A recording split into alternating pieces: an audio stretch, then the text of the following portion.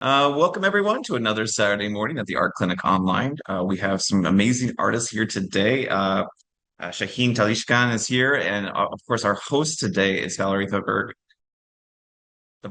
sorry, who was our artist last April of last year. So she did a great job, and she was one of my favorite pieces of the Art Clinic Online exhibition that we did at Glen Echo Park. As a sculptor, we were allowing the sculptors to do a little bit larger than our acquired space. And Valerie put up this gorgeous sculpture with a little hole that you can look through. And I thought it was really cool because you could look at other Art Clinic Online artwork through the portal in Valerie's piece. So it kind of felt like she was collaborating with everybody in a weird way. But as a result, she gets to collaborate with us today and she'll introduce our artists. So I'll pass the torch to Valerie. Great, thank you. So I'll introduce Shahin. Shahin Talishkhan is one of my favorite artists, and I've known him about 20 years. Um, I think he's probably one of the most dedicated artists I've ever met. Anytime I go visit him, he's inevitably either doing out on the back deck doing plein air or in his studio drawing, painting. And there's always, 4 or 5 canvases going at once. So I probably don't know anybody who puts in the amount of time and dedication that I see him putting into his artwork. Um, so I really admire his practice and how dedicated he is. And he has a lot of very deep philosophical underpinnings. He'll tell you all about his, where he comes from and all of that. But I know a lot about that, but I don't want to overlap with what he's going to talk about. But he's kind of both soulful and intellectual in his work, and he's classically trained, so he has that, and then he's moved away from that. But he's constantly reading about, and again, he'll tell you all about this, about the biology of seeing and his practice and intellectual dedication to art is really admirable. I have several of his paintings in my house, and they kind of emit a frequency. And there's, some of them, when I look at them, they kind of feel like they reverberate.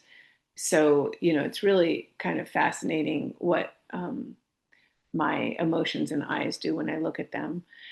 So anyway, that's all I'll say is that, I'm looking forward to this lecture.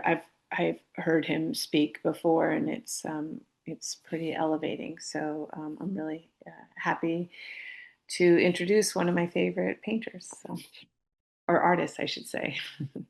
Thank you very much, Valerie. It's very kind of you. Yeah, that puts all the pressure in the world. Thank you. Yeah, it was a very interesting exercise to really kind of thinking about this because, as I said before, I kind of do a presentation about other artists, sometimes about some styles. It's fun. It's a lot of kind of enjoyable, and you put these things together, you find these connections.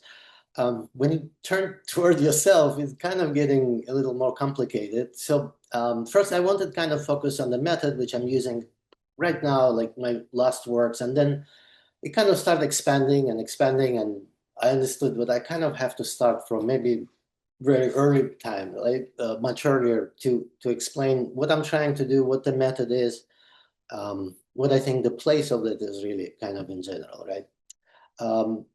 I born in Baku, Azerbaijan. At that moment, it still had Soviet socialist in this name. Nowadays, it's independent republic.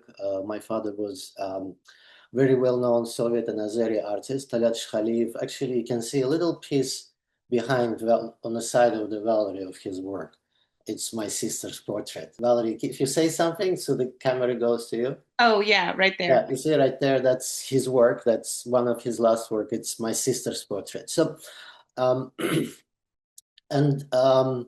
that's where I started, probably at age maybe 12, 13. I kind of started going regularly to studio and kind of working several times a week.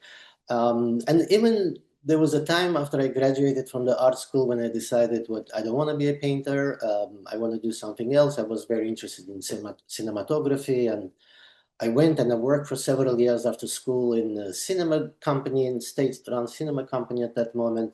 But even then, I kind of was coming back to studio a couple of times a week, 3 times a week at night, and kind of was doing something, just kind of, and it felt like I'm doing it just for fun. Like, I don't have all this pressure being a painter, your father is painter, you have to be a good painter, you know, like all those kind of dynamics suddenly kind of free me a little bit, right? So then in a couple of years, when I figured out that really what I want to do is painting, it was easy to kind of switch back because the work was still going on. I don't have much left from that period, right? I think that's not maybe as interesting, but the reason is people who remember that time, especially in the Soviet Union, they know there was not really many ways to document your work. There weren't cameras available. You had to make slides. Slides were kind of extremely, few people could do it, and it was extremely expensive, and so on and so on. So most of these paintings either got destroyed or maybe friends kind of picked up, and some of them sold. So that's kind of that part, right? But where I want to start is where I feel like this search kind of developed some kind of method, beginning of the method. It's right before I left Baku, right around like 98, 99. And this is where I kind of will start to kind of show what, and again, it's more my recollection rather than I can say, oh, that's exactly what I was thinking, but what I kind of felt overall, at least from what I look from today, right? So I want to start. I want to start with this painting just to a little bit explain what was the search, what was the kind of work there. Valerie mentioned what really I was trained in an academic manner, right? It was social realism kind of dominant movement at that time. Even though the kind of socialism ended by the time I started exhibiting actively, the style kind of was still there. It's an academic style with very optimistic kind of feel. So, for example, to create this size painting, I was taught what I need to make preparational drawings, I need to develop composition, and then you transfer composition on the canvas, and then you kind of consult with the color theory and obviously all the other ideas, and you paint this painting kind of to create this image, right? I kind of decided to do everything the other way around. I just started straight, I was starting straight on the canvas. And this search with all these preparational drawings of things I had to do, I kind of was doing straight on the canvas. It was the process of kind of canvas of coming together. So in a sense, to some degree, I was following those ideas, but it was a completely different approach in terms of the process of the working, right? And so what happens here is, as you work, it's a more like a journey than kind of known, like this is your start and that's where you finish. Was academic painting kind of encouraged us to kind of think that way.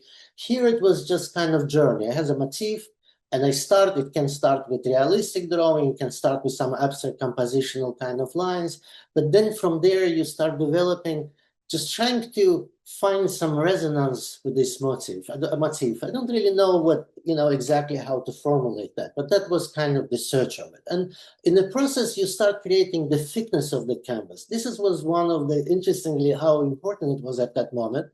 It's still kind of it plays very big role, but this thickness, it was not just kind of material thickness. It was thickness of my thoughts, of my feelings, of my interaction with the canvas. So now it's more a dialogue rather than I'm just kind of planning and putting things on the canvas. So this is one thing I decided, but I will approach painting that way instead of the way how I kind of was trained.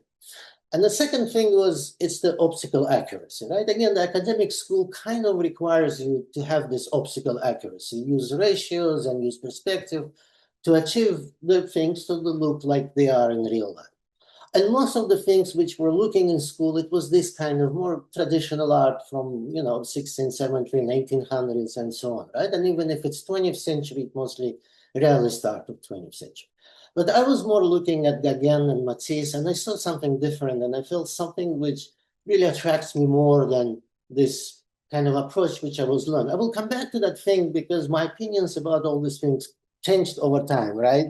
We all kind of grow and develop. But at that moment, I definitely felt like this idea of creating sensation of things rather than copying things from the real world was much more attractive to me than just kind of copy things. So to make an eye, you don't really have to draw an eye based on anatomy, based on perspective, based on light and shadow relationship, but you kind of have to create impression of the eye, sensation of the eye. And that's kind of the way to go. And then the color gets liberated, then my marks get liberated, then I can express myself through my marks. Now, again, for that moment, it felt to me very radical because, we were, quite insulated from the world. But nowadays, it's kind of quite common thing, right, around here. But in general, it seemed to me very kind of interesting and radical. And the idea was to some degree dramatize the reality. And again, I don't know what's the source of it, right? That was kind of the idea, to express stronger emotions, to kind of create more kind of emotive pictorial field. Maybe it's because the whole thing around us were collapsing like into a house of cards at that moment. I don't know. Or, I read a lot at that moment. And for example, the things which really resonates with me, the ideas about art, I found in Nietzsche's Birth of Tragedy, when he says the art is something which has to create this cathartic experience. It's like this experience of catharsis where you may be stressful, like in a tragedy, right? He was talking about the Greek tragedy, the birth of this as a form of art. You may be stressful, you get angry, and people at the early events, I don't know where he found this information, they will throw things at the actors, that angry they will get at the situation in the field, but experiencing them kind of elevates the soul. It kind of develops this spiritual, some kind of, more, at least develops our mental state, makes us richer and more. And so that's probably where it's coming as well, right? This idea. So this was kind of my method. This more improvisational. I was starting with some motif. It always was there, kind of motif. I kind of felt very important. And from there, you kind of play with the shapes, with the lines. You kind of create, you're looking for more kind of expression. I don't even know how to say, so more expressive forms, more expressive lines. And, as a young person, especially in this more or less insulated, we were to some degree insulated culturally from most of the contemporary Western art of that time. So in that sense, it's almost felt like you're discovering something new. And I think actually it was a good thing to be a little insulated, because some things which some people take for granted in visual art, I had to kind of go through it personally and check for myself, right? To kind of prove it for myself. So again, as I said, I was reading a lot. It's like my favorite probably at the end, what I kind of remember for that time, it was Camus. I was really kind of in love with this beautiful French philosopher and writer. But at the same time, like I would read ethnographical literature and this, and I thought this was a substrate for what I was trying to do. This was kind of the base on which I was putting I was trying to find the language for those kind of elements, right? And when I moved to the United States, I moved in 99, and at first it seems like I kind of was continuing with that thing, doing what I was doing. But I felt like, obviously now I kind of look back, it probably was a kind of very big shock, right? Because first, Baku, it's a big city, 3 million, but Azerbaijan itself, it's a 10 million country, right? So proportions, I mean, really, the ratio of population, of type of art, which I kind of start seeing. And like an anecdotal, interesting, when I got here in 99, I think it was the first Artamatic that year. It was in this container store on Wisconsin Avenue. And I walked there, I literally was from the plane. I probably was maybe a couple of weeks in DC, and I kind of used in a very formal, like the Soviet style of exhibitions were very formal. So it was like openings, it was usually like these big rooms and the paintings hanging and the opening and people in suitcases, mostly like, we got in suits and all that.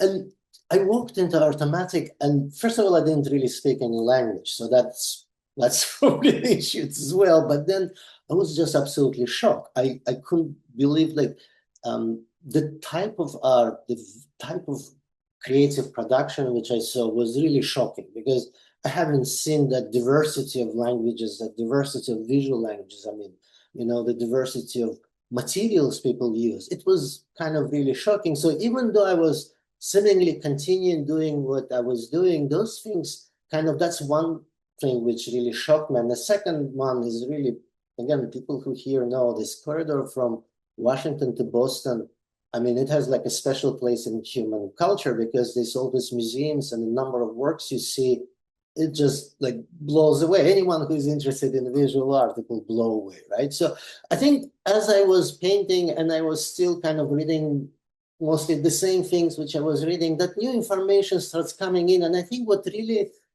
kind of was surprised me was in abstract art. Before I before I moved here, I didn't really seriously ever thought about that. Like the biggest abstract art exhibition we saw, I mean, the first of all, I didn't really see many examples as it will grow, just because it considers bourgeois and kind of formalist bourgeois art. We didn't really have access to much to it unless it was a critical articles or something of this nature. And it's usually were either Mondrian or Poland. They kind of brought these two people as examples of this extreme bourgeois formalism. And the biggest show I saw, it was already probably 88 or 89. I think it was 89 in Moscow. There was a big Malevich show. That was this opening up of the country. It's kind of started with this huge Malevich show. And I liked Malevich. I liked especially his early works, but it didn't really touch me much, to be honest. Like I kind of didn't feel any connection. But then when I came here and I started seeing this abstract art, and surprisingly, I liked it a lot. A lot of things I liked it, like John Mitchell, I was really enjoying, de Kooning, I was really enjoying. I mean, there was really interesting painters was I really enjoy, and I couldn't understand why, but why would I like, it's a very interesting question because I like Velázquez and then I like de Kooning. It doesn't kind of really make sense much. There is something has to be connecting underneath, right? So, and I think that was, for me, was really at that moment when I was adapting to kind of new cultural field, new kind of visual field to this new things, those questions are kind of become on the first place. And what I've become more interested is how come I see what I see? Like when I look at this abstract work, what do I really see? Why do I feel something when I look there? See, I mean, I knew this language from Matisse work, Picasso work, but they never really crossed into this pure abstraction. They always stayed outside on some representational elements to it, right? So that's why for me it was very interesting, kind of what's really happening behind that mechanisms. When I look at this work, I really like this work, but I really have no connection to my experience much, right? I mean, obviously, as an artist, I can analyze a lot of things, but just in the more kind of different way, I don't really have much connection. And what happened, I got these two books at the same time. And I think it's just an accident in life sometimes happens. It's one was Inner Vision by Samir Zeki. It's a professor of neuroscience. It was his first book on this topic, really. And the second, I was able to buy these full writings of Kandinsky because I thought, like, if I really want to just make sense out of it, he wrote all that thing. Unlike most of other styles, abstraction quite well documented, and in parallel, I was working on this particular painting, right? And this is very known from the motif, and I started very kind of, and then it just stopped. It just wasn't going anywhere. It wasn't coming together.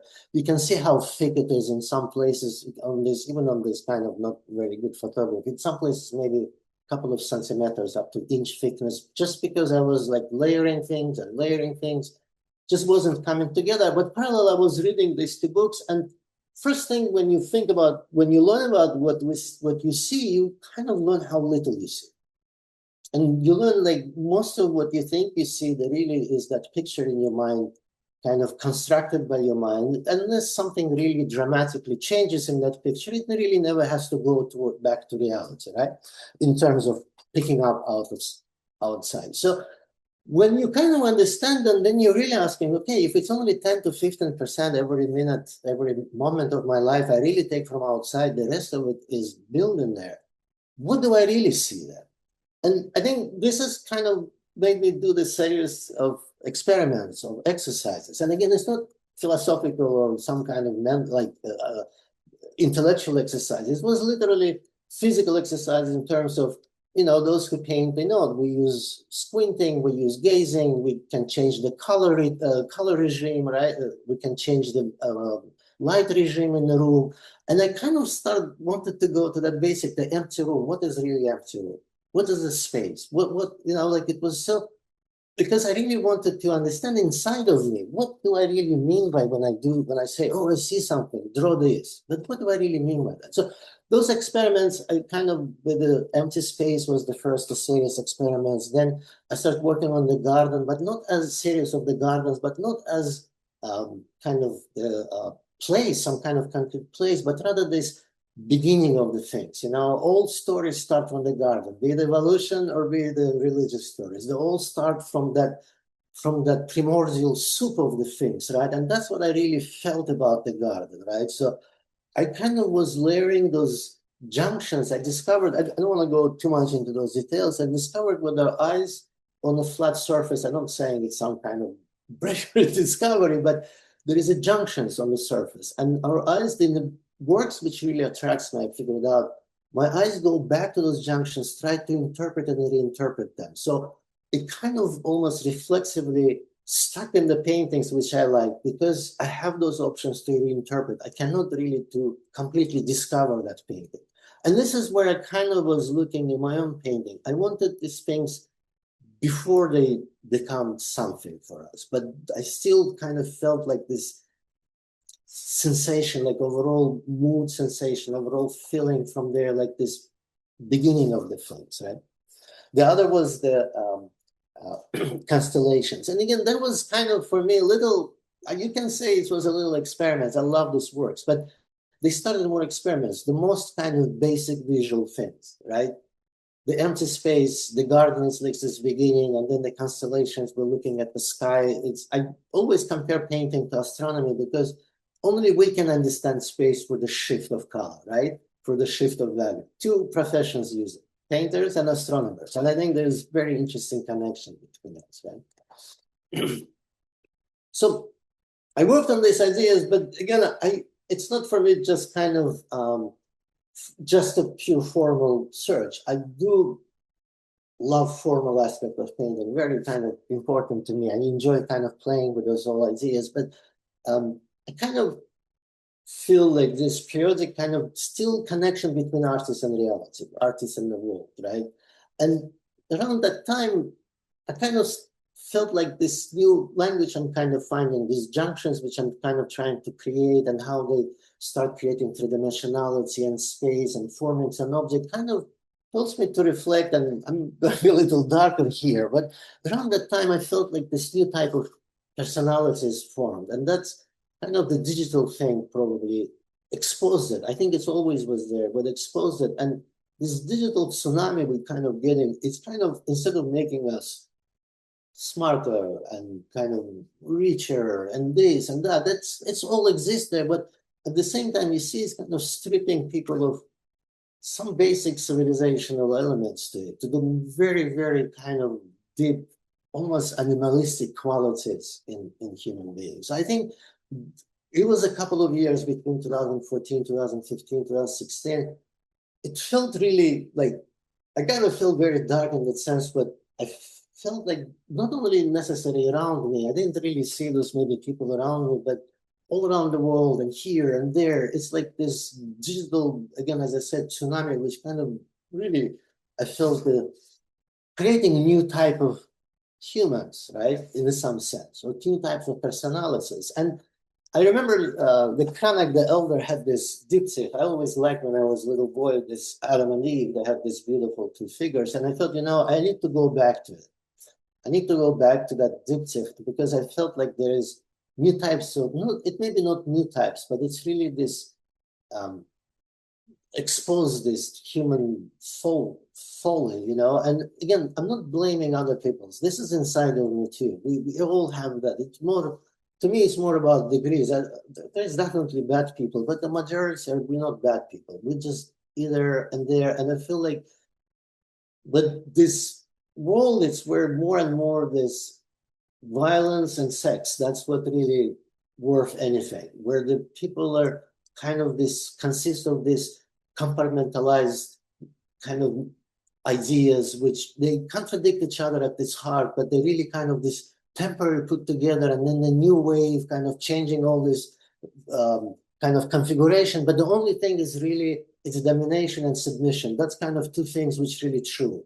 We either kind of this aggressive becoming this aggressive, take whatever I want creatures, or I will do whatever you want if you kind of pay me. You see, so I kind of felt this personalities which probably always existed. It just maybe I never really saw it that obvious and that in my face. And I kind of worked. These two paintings took me a year to paint. I mean, they were really difficult friends because, again, as I said, in this process, it's not like you're blaming other people. So you cannot really, it's easy to blame other people. So it's easy to say, oh, this person is bad, and I paint caricature on this person.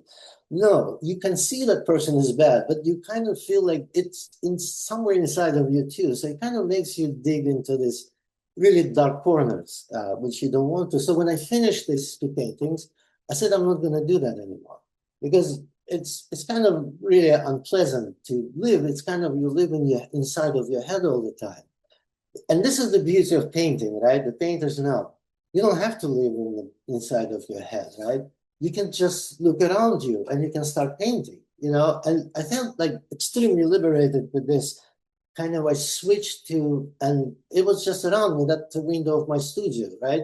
I kind of, again, worked with the same maybe concept, but now I applied it to direct observation.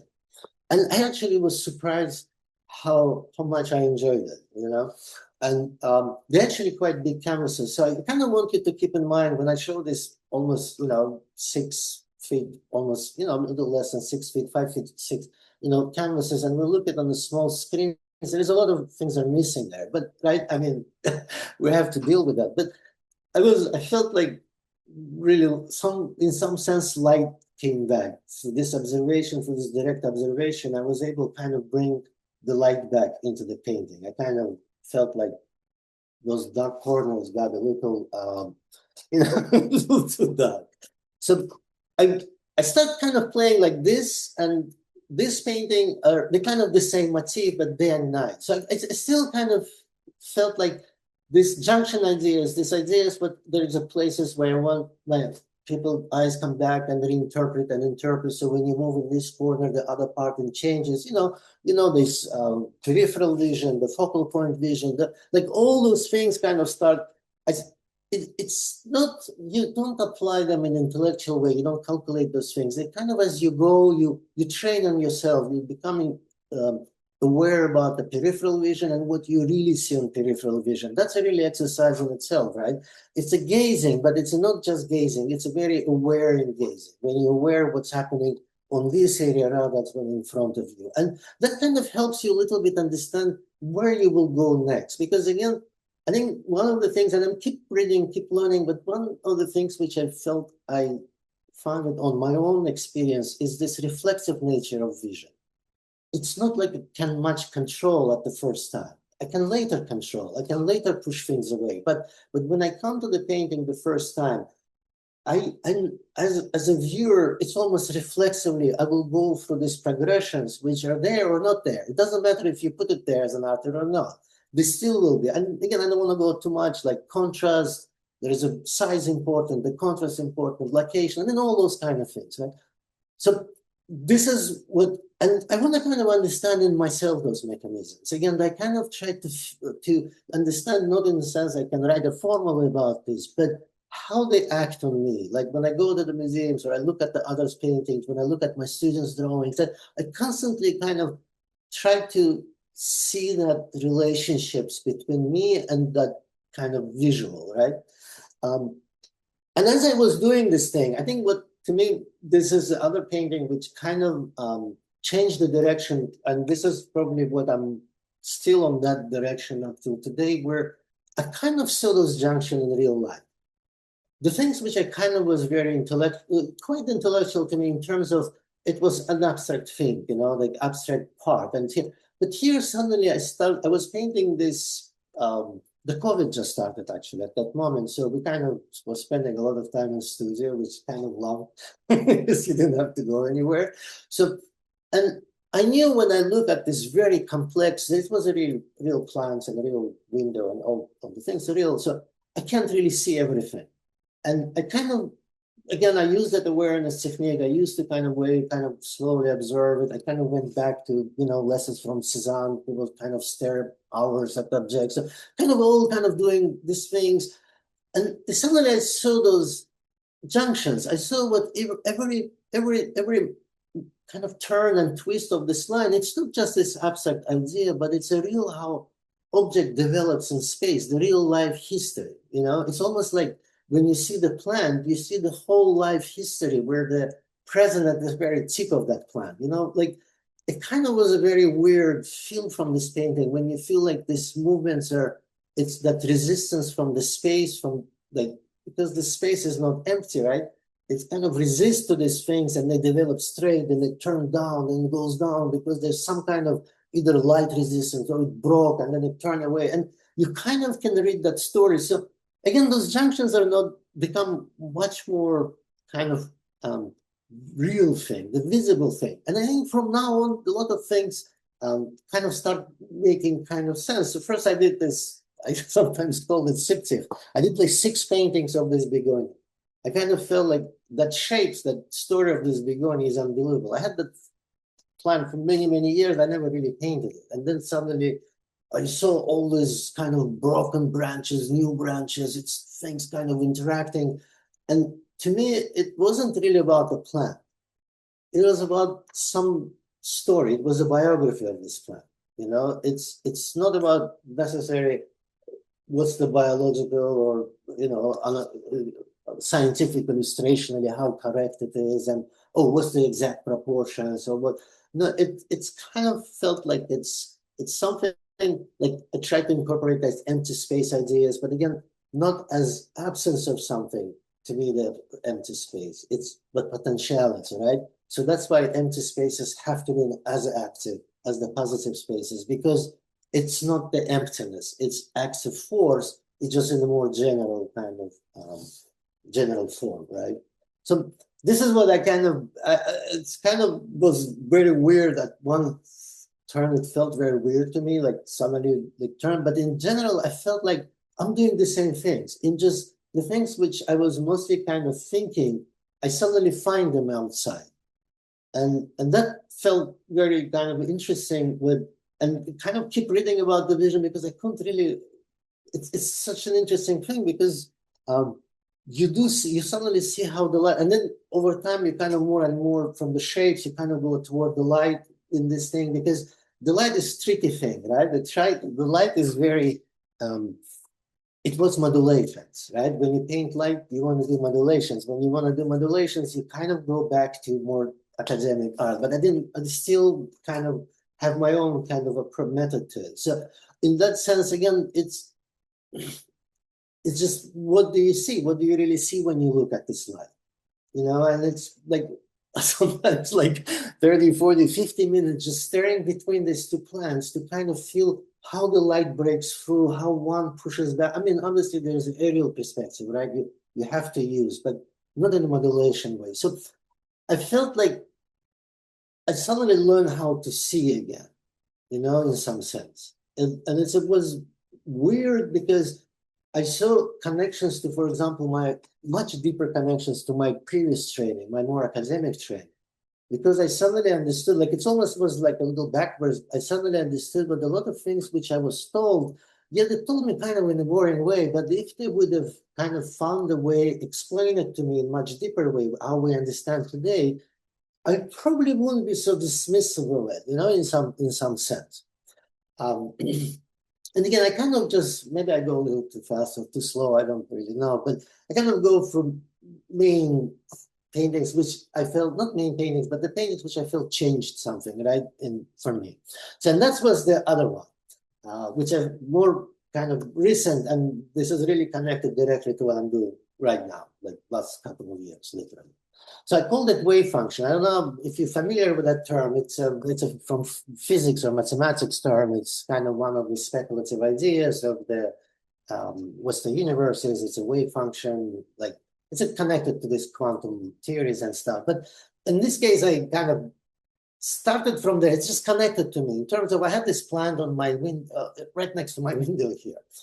And then was this bright, powerful light just coming through that window. And I kind of looked and I saw what I can't really see the part of the plant in that light. It's almost impossible to recognize it. It's got so bright from the, but then the rest of the planet kind of comes out of the light and you really see it beautifully, like very good mode. And I kind of connected to that idea of wave function because by this speculative idea, the wave function, for us to see the real world, this wave function has to collapse.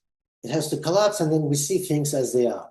But as long as the wave function develops, that things are kind of in this imposition, it's uncertain position, this Schrodinger curve and all that kind of things. But again, it just kind of, suddenly it seems to be in vision. I just observe that when this strong light, it's coming and I don't really see, and then it kind of transitions through the plant, just lightning some places shadows, and then on the other side, it comes as defined object.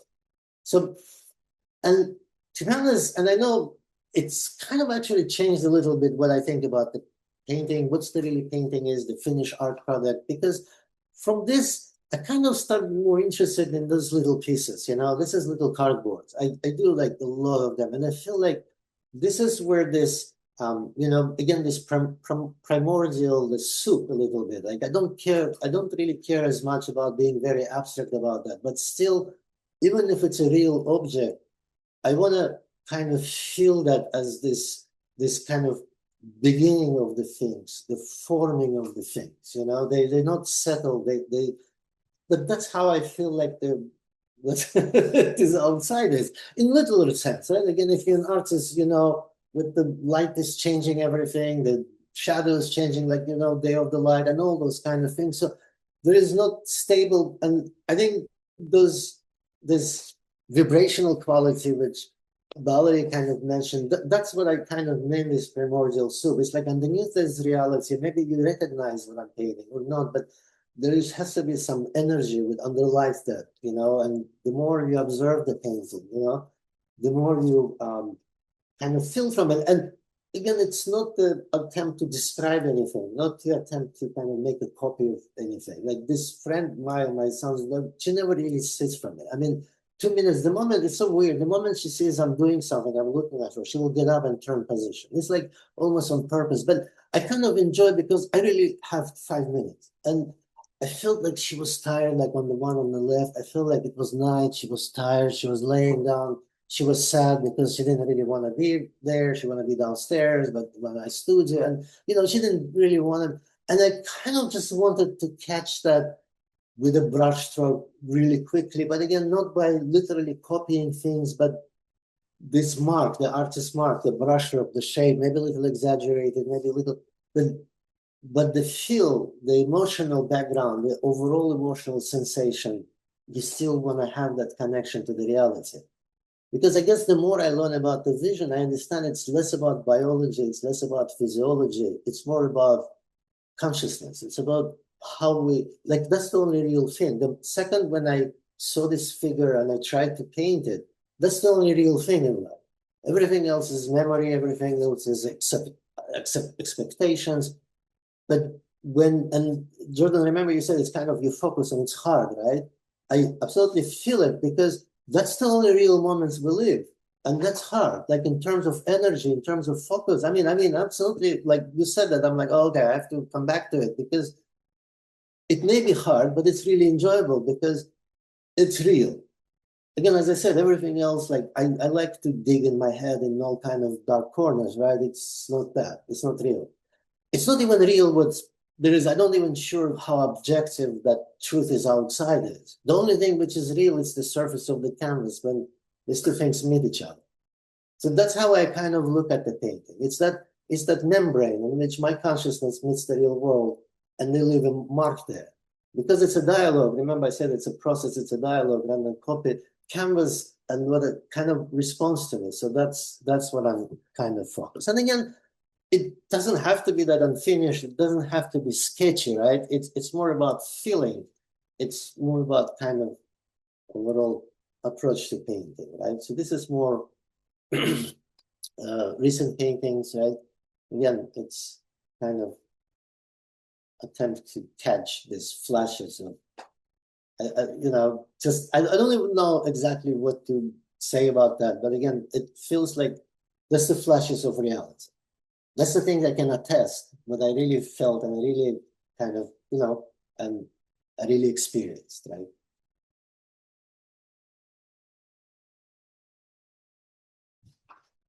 Shahin, can you talk a little bit, as go back to that one slide if you don't mind, the portrait that's vertical. Yeah, Mhm. can you talk a little bit about like the physicality of how paint has changed? Like it feels like to me just by looking at your incredible body of work, like this is fantastic. But like the kind of how it's almost like you're starting to paint less marks in there's a denser, there's a layered quality in the early work that you've showed us today. And I think it's starting to kind of dissipate a little bit. And it almost becomes feels like you're allowing yourself to paint less to say more. Am I getting that right? Yes, and it's not always successful, right? So in that term, some works can go and get much thicker. So for example, like this one on the right, it had so many iterations. It just didn't come together, even though I tried to do the same kind of effect. So what you're saying is it's that what I can really see that much.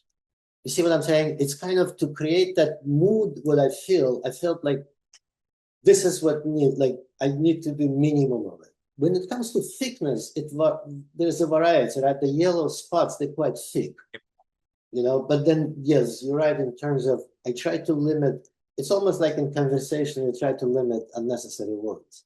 You try to kind of Okay. cut to the very kind of. How do you feel about like letting a paint stroke breathe? Like I kind of feel like you're giving the strokes a little bit more chance to be a paint mark now. And before it almost became a field where like the marks become almost like accumulation of time and energy and so forth, where they need to kind of work together. And I think, and maybe I'm reading into this way too much, but like it feels like now you're letting the marks become a singular mark rather than a collaboration of marks. Does that read? I mean, that's very. I mean, yeah, that's. I think that's really nice way of putting it. Now, how much of it really can you see? You know, it's not always straight line, right? So it kind of goes back and forth. But definitely, when you try to, so when I try to kind of limit, you have to be more defined with your marks. Like in those previous works, because it's layering, there's some things which you're not happy, you kind of get over it and you change it. Here, I want to put myself in a situation because this first impression is very important. This first kind of feel, I want to put in a situation that I can't really go back and change much areas. Like I don't let myself do that. Or everything has to change. And you know that you can't just change one little part. Like you see what I'm saying? So yeah, it is kind of yeah. I let it a little more defined each particular brush stroke. Yeah, in that sense, definitely I agree. I had one last question before I don't know. I'm sorry, I'm hogging like the questions. I will relinquish the floor a little bit. Uh, but when you're formulating these ideas about your paintings, at what stage is it like before you start the canvas, before you put a single brush down? Is it kind of during the painting process where your ideas start to formulate and crystallize? Is it a post-painting kind of reaction to what you've already done? Like at what stage do you decide this is kind of what's happening in on the canvas? Motif really has there from the very beginning. Motif in terms of what what kind of sensation overall I would like to have from it. And usually I have at least an idea what visual way I would go. Like for example, it's gonna be a still life or it's gonna be a landscape. Like this general thing is usually I kind of choose that in beginning, right? But in the process, it's changes, right? And again, I can start from direct observation, but it doesn't really mean what I kind of work from direct observation, right? Because at some point you kind of have to let it go and really focus on the piece and really kind of work with the piece and see it as an independent value, right? So in that sense, again, there is a lot of, for me, this improvisational and journey element is very, very important. Now it's kind of shrink, maybe not as long because the old paint, like even like a couple of years ago, it was like month, 2 months taking each painting to finish. That's why we have to have several canvases, right? So, but it's 50, like now it's much more of this process really happens in your head, in my head, and the painting kind of the end of that process. You're kind of trying to put it there. But I still don't do preparational drawing. Lynn has a question for you. Go ahead, Lynn. This is just so fascinating to me. I think we need to do a road show, and I'll tell you why. And I'm not taking any drugs, okay? So trust me. So when I do the presentations, I'm working with doctors and students, and they're asked first to describe what they see. They have no information about the painting or the artist, okay? So to me, this is so fascinating to see what your intention was too. So people will start, and I tell them it does, and no offense, but it doesn't matter what the artist intended, okay?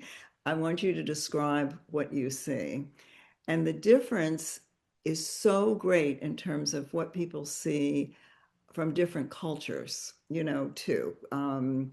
There's a Jacob Lawrence picture of Great Migration, and people who were from Middle East saw men in these dresses sitting down. I mean, this is a big argument broke out in the class, they said, no, these are women, and it didn't matter that Jacob Lawrence had them, they were women, it was what no one was budging from what they saw. But in so many of your paintings, and this is why I said I'm not on drugs, I see people, they pop out of your abstracts. All of a sudden, there's a hand, there's a head, there was one, I said, oh, well, he doesn't do that on all of them as they got later with the plant. But on the wall, I saw 3 people on the wall, on the blue wall, just, as a part of the painting. And I'm sure, your mind, just like it does with noises, you just tell a story immediately. We just can't help it.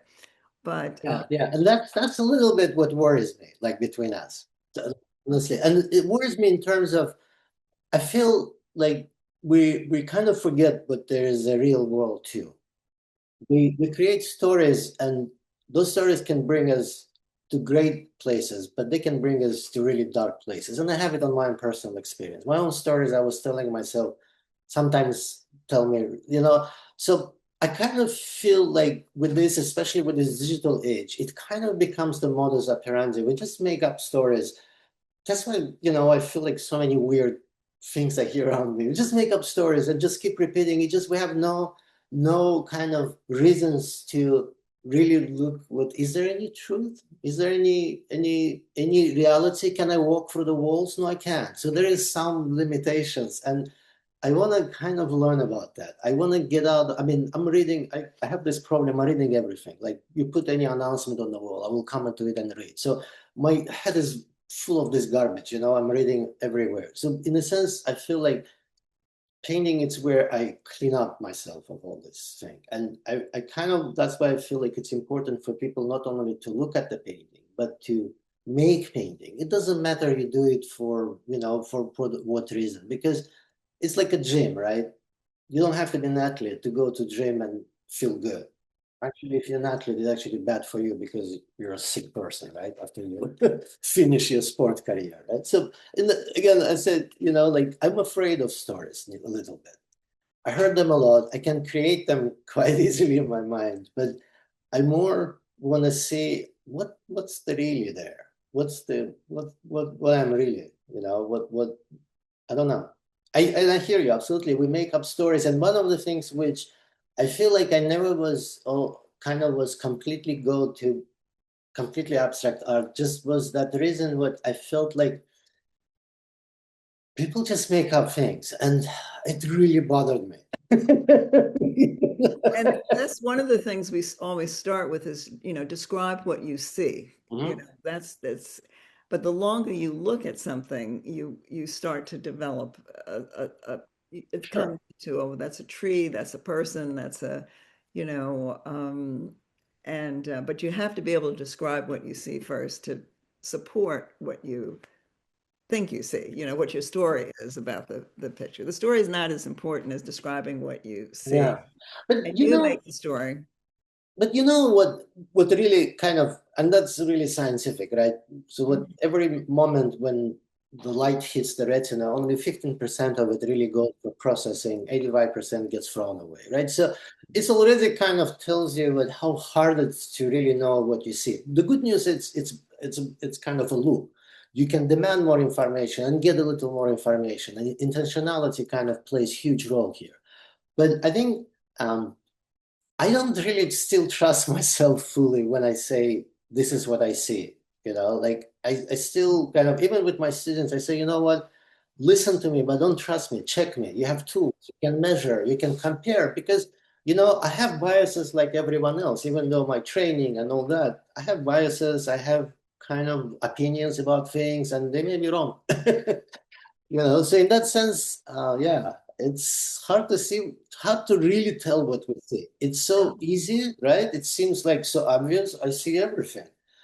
But then when you think about what they really see, it's two thumbnails and the rest of it peripheral vision. But that's where the tolerance for ambiguity comes with people who have wisdom. Okay, so you have wisdom and we have to tolerate a certain amount of ambiguity, and art teaches you to become comfortable with that. It doesn't matter if you think it's a thumbnail or a thumbtack, but it's that you can describe it and you see it. And anyway, another conversation, but can I jump in? This is wonderful, Shahin. I loved your progression.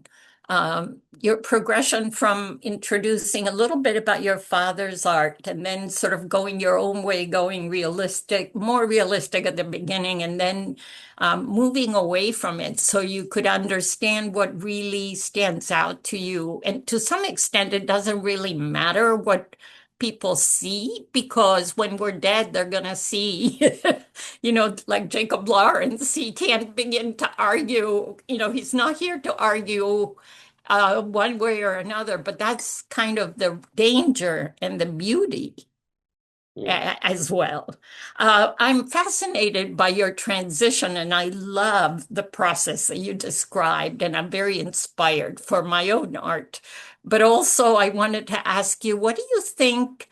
Are you painting on linen, unprimed linen? Is that what you're doing? No, primed linen. It is Do you primed. prime it with clear gesso or something? Okay, because I love seeing that texture. And I wanted to ask you also about your backgrounds. How do you decide what will be your background in each piece, or do you not decide it? I have a million questions, but those are. I don't think that's planned. I don't think that's planned. It's not. You mean the shapes, or what do you mean by background? Like, your the ground of your paintings, like before you had a beautiful beige. Yes, a beautiful sort of mid-value beige, which I was going to ask you how. That's all natural. Like it's wood. It's either wood or okay. So I gessoed again with a clear gesso. I like with clear. Okay, thank you. That's really important to me. I tried it on white, and you saw this one painting where I kept the white background, but the white a little naked, kind of looks naked. I mean, maybe against my bias because I feel quote unquote unfinished.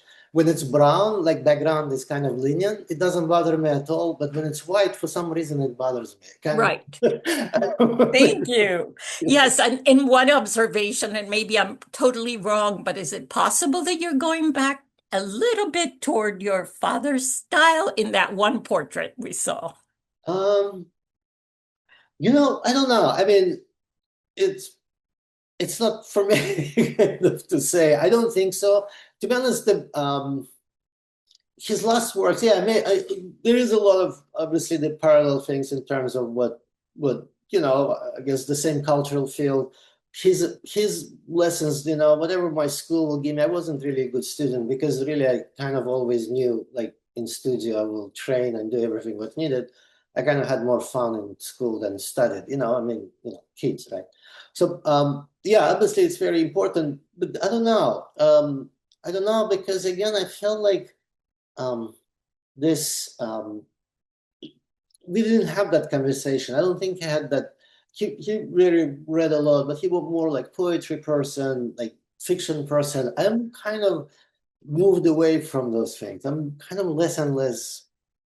Got it. It was a very uninformed on my part No. I think it's observation. a very good point. Like there's possibility to it. Mhm. Yeah, I was curious. Yeah, I know you don't do preliminary drawings, but can you talk a little bit about the act of drawing and what that means to you? Maybe it's just as a visual language for yourself, not necessarily as a art form, or maybe just for drawing's sake. No. I mean, yeah, sometimes it is just to kind of keep yourself going, right? So, but in general, I think what I'm looking is I have some, we're emotional beings, right? I think about humans like emotional beings. There's first and foremost. And whenever I meet something, I have reaction. Obviously, I don't draw everything I see, but sometimes you meet something which provokes some reaction, like it attracts you, it resonates with your mood, or it's imposing its mood on you somehow, maybe, so then I feel like that's something to start with because it's not just an object, it's object which resonates in some way with me, kind of, creates mood, some mood for me, and I hope kind of reflect that mood somehow. Mhm. Yes, it looks more realistic, but at the end of the day, it's not like I don't worry about is it realistic, it's not realistic, it's more. I don't think that's what I'm asking. I think I'm asking like I think there's something about kind of like the root of who we are as people, the drawing kind of like even if it's just like grabbing a piece of charcoal stick out of the campfire and making marks, like that kind of rawness of Oh yeah. drawing. So not necessarily to get an accuracy or things like that. It's more like the kind of like and maybe you're just drawing with paint and I'm kind of misinterpreting, but I was always taught like if something's not feeling right in your paintings, then you always go back to drawing because that's like the root of us connecting and creating an art form. And even the sculptors, they draw anything three dimensional, they're always drawing. And like, Oh, it's is very that, important. Absolutely, yeah, very important. I mean, I try to kind of more or less keep going with drawing. I mean, um, this is what I said. It's just why you kind of make all that. Sometimes those little drawings just mindless, like you sit, you talk on the phone, and you do that, and that's kind of important too. So yeah, if I understand you correctly, yeah, it's at the heart of this whole thing. And nowadays, I just didn't put it in presentation. I do a lot of drawing, like the ink drawings for myself. I do quite a lot of watercolors, which I haven't done in the past, because this new idea about artwork not being this finished, polished piece of kind of object, but rather that thing which more kind of like a primordial soup. It's changing a little bit as you change the light, you change the position. So then those drawings actually are heart of it. Those immediate reactions. It's I think yeah, the more and more of it I do much more than I did in the past, definitely. and I think I could see the act of drawing with paint, especially in the last series of paintings you showed me. That I think it's like the act of drawing became part of the painting rather than like figuring out the idea or the whatever on the canvas with paint, and even though that paint becomes part of the thing. But it's just really exciting to see. So, any other questions before we let our artists go today? It's been a fabulous talk today. Thank you so much. I was just Very wondering, are much. you exhibiting anywhere now? Not at the point, not at this At the moment. time, But, okay. I'll post it. You can find always on my website. I'll post it there. Okay, good. Well, also just as a reminder for all of our artists today who are attending our talk, we're trying our best to on the Art Clinic online. Whenever an artist has done presentations for us in the past, we'll try and keep that updated. So if Shahin has an exhibition, we'll try and post it on our homepage for the Art Clinic online, just so you guys can stay with our community a little bit further. But the more you let Very good us point. know, the more likely we can post it. And So let guys, us I want to know. really thank you both of you for running this thing. I looked at the archives, just unbelievable. It's just this collection, it just will stay It's- forever. Just great. Thank you. Thank you And very we much. thank our sponsors and our donors too extremely, because if it wasn't for them, we couldn't archive it. We couldn't host it in a nicer way. Thank you. Thank you. And if you have ideas, let us know, please. And in 2 weeks, Jordan, do we have someone or is it Yes. a little bit longer? No, 2 weeks we have Gail Malisk, and Okay. that's hosted by Teresa Oaxaca. Oh, So it should be. I need to go do some emailing actually and catch up with that. But yeah, 2 weeks we should have. Actually, I think we're rolling. I think we have 2 weeks, then 2 weeks, and then we do have a little bit of a summer break. I think when I'm away and visit London. But this all the schedule for the entire year is actually ready to go. So you can take a look on our Clinic Online webpage for our entire 26. And we're actually starting 27. I need to run some dates by you, Mariana, for yeah, what we're planning for the future. sounds But everything's good. locked in. We're very excited for the rest of this year. Got some really, really cool artists coming out Wonderful. that And I'm for really excited all about. artists, and for all artists, let us know if you'd like to host someone that you think we haven't covered their style or their, ethnicity or their looks or whatever. We Let need to us find a know photographer. because this is a partnership and we want to make it that. I was thinking that Ultimately, we will have 3 puppeteers at one point and 0 photographers today. oh, right. Yes, photographers, although it can be overwhelming also the amount of photography out there.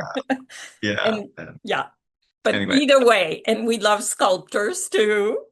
of And course. so thank you so much, everybody. Thank you. And we're here. Write us if you have ideas or questions. Thank you so much. Thanks, everyone. Bye bye.